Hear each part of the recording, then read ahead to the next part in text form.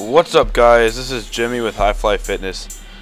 Today I want to talk to you about my favorite hip mobility drill to do before I do any type of lower body exercise, and sometimes before I do my bench press and my upper body exercises. I like to do this drill because it allows me to increase the external rotation of my hip, and it allows me to get lower in the squat, and I can start to activate my gluteus maximus a lot better during these movements.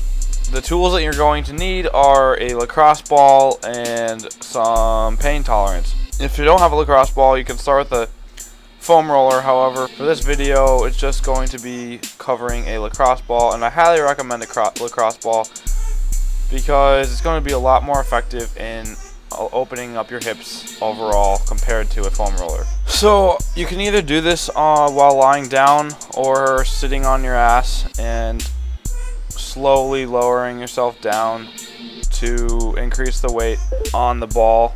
And you should try to get the outside of your hip, the gluteus medius if you want to get technical, and the gluteus minimus, and kind of roll around that as you're increasing tension in the hip and you want to open up your hip even more.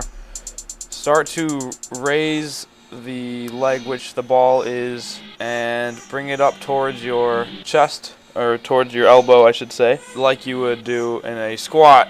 If you want, you can hold it at the top, but I like to keep everything as dynamic as possible and keep the movement slow and do whatever I need to keep opening up the muscle that I'm using as recovery.